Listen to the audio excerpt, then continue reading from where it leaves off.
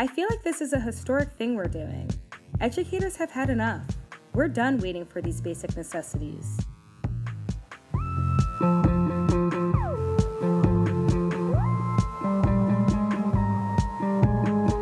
You're listening to the Labor Notes Podcast, the weekly show from Labor Notes on rank and file news and organizing tactics.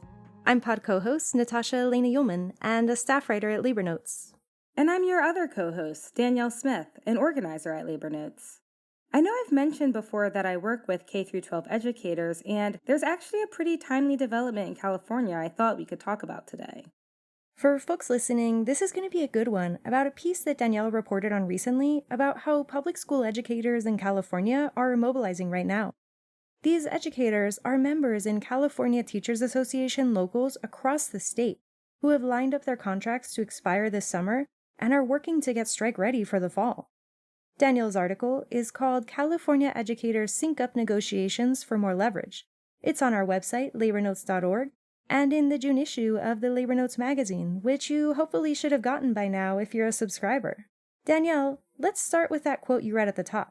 Who was that, and why do things feel historic to them? That was Amelia Calderon, a high school math teacher in Contra Costa County, and she's talking about the We Can't Wait campaign, which now involves 32 locals covering 77,000 public school educators in California.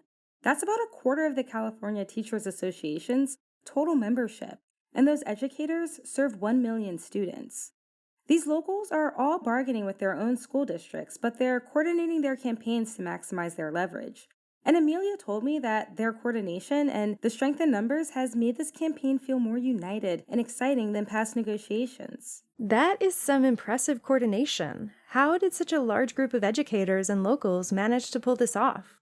It was a long time in the making and really started with conversations between local leaders over a decade ago.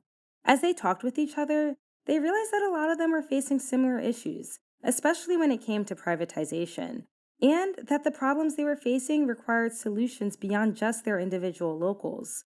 The Red for Ed movement in 2018, which was this wave of militancy and strikes in places like West Virginia, Oklahoma, Arizona, and other states, really served as a source of inspiration for how collectivizing resources and strategies could expand the world of what it's possible to win. But lining up contract expiration dates isn't easy, and it does take a lot of planning.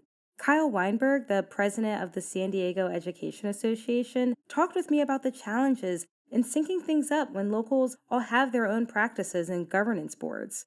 For instance, some locals just weren't used to letting their contracts expire and had concerns about how doing so might affect their negotiations.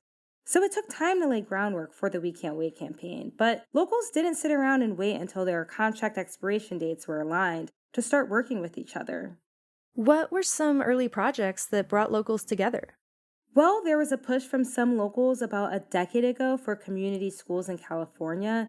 Community schools are essentially schools that are really tailored to meet the needs of the specific communities they serve with input from educators, parents, and students. Locals saw community schools as a way to push back against the proliferation of non-unionized charter schools in high-need areas. Locals also coordinated together on fighting for more accountability for charter schools and worked together when negotiating safety protocols for schools reopening after they shut down in the pandemic. Kyle noted that the relationships they built as they developed their vision for community schools allowed them to have real and honest conversations about the challenges and power of a statewide coordinated campaign when they started moving in that direction. You also mentioned this campaign really started with the leaders of locals talking to each other. So how did they bring members into it? That's something they had to be really intentional about. They had to have lots of conversations with local executive boards, site reps, which are kind of like stewards, and members about how lining up contracts and coordinating statewide would help build their power. Each local's members also got to vote on the campaign's platform of full staffing, safe and stable schools, and competitive wages and benefits. And the rep councils in each of the locals participating in the campaign also signed on to some core commitments, mainly that they would share a platform, align their organizing and escalation statewide on a common timeline, focus on building member power at the school site level, and collaborate with family, students, community organizations, and other unions on the campaign.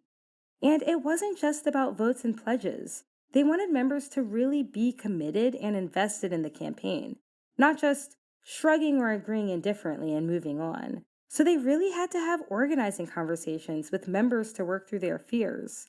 Gina Gray, a ninth grade English teacher in Los Angeles, was telling me about how it sometimes took multiple conversations with her coworkers to get people on board. At one point, when a site rep said at a meeting that he was worried the campaign was just too big and impossible, she followed up with him in a one-on-one conversation. Basically, she was able to say to him, quote, "These are the locals that are involved so far, and this is the power that each of these locals has. And coming together, what do you think that means for public education?" End quote. That approach broke through with him. That sounds like a really thoughtful approach. What are other ways more members are getting involved? Well, some locals are also trying to bring members in by pushing for more open, transparent bargaining and expanded bargaining teams. The United Teachers of Richmond has been expanding this idea of there being no quote unquote daylight between leaders and members, which means they communicate to members transparently about bargaining developments as they happen. Francisco Ortiz, the local's president, talked about how there's an experimental component to this process, but that it's actually been exciting for members to see their fights as educators across locals as being part of the same struggle.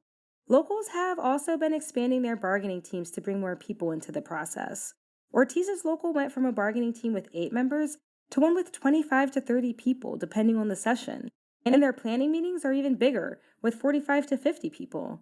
The Twin Rivers local now has 40 people on its bargaining team after growing the committee each contract over the past decade. And United Teachers Los Angeles, better known as UTLA, one of the biggest educator locals in the country, is up to 140 people on their team for this round of bargaining. That's incredible. So, what kinds of actions have educators been doing so far? Lots of things. They've publicly signed on to the campaign's platform in addition to the votes they took. They've rallied together in the mornings and walked into school all together as a show of power and have participated in informational pickets that they use both to show their power and educate the community about some of the issues they're facing. They've also been building their power at the school level. Nico Vaccaro, a special education teacher in the Sacramento area, told me that this campaign was a shift from the service model, where people just expect union leadership to solve their problems. Some of the schools in his district that previously had no site reps built out those structures and have become engaged. Nico said that building up those structures at the school level so that members have the confidence to organize in their own workplaces contributes to winning at the bargaining table. So, what's next for the campaign? Well, as we talked about earlier, part of the campaign's goal is to get the educators strike ready in the fall to have as much power as they can to push for these demands they have surrounding public education and their working conditions.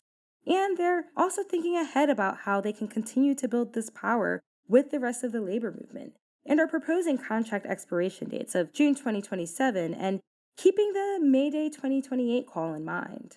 Thanks so much, Danielle. That's our episode. Before you go, we've got a bunch of workshops in June, including our Secrets of a Successful Organizer online series that kicks off on Monday, June 16th.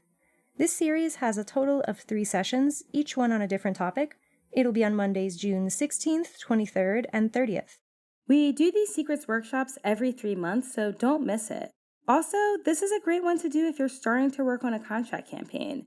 We've actually also got a contract campaign workshop series in July and ask that you attend the Secrets series first before joining that one. You'll find all these events on labornotes.org/events. On Tuesday, June 17th, we've got our next Labor Notes National Call on beating the billionaires. And this month's Stewards Workshop on the topic of maintaining unity in an open shop is on Wednesday, June 25th. Please rate us or leave us a review on Apple or Spotify. If you're listening to us on Podbean at labornotespodcast.podbean.com, download our episode. The Labor Notes Podcast is produced by Natasha Elena Ullman, Sindhu Sundar, and myself, Danielle Smith. Our title music was written and performed by Labor Notes organizer Keith Brower Brown. See you next week. Solidarity, y'all.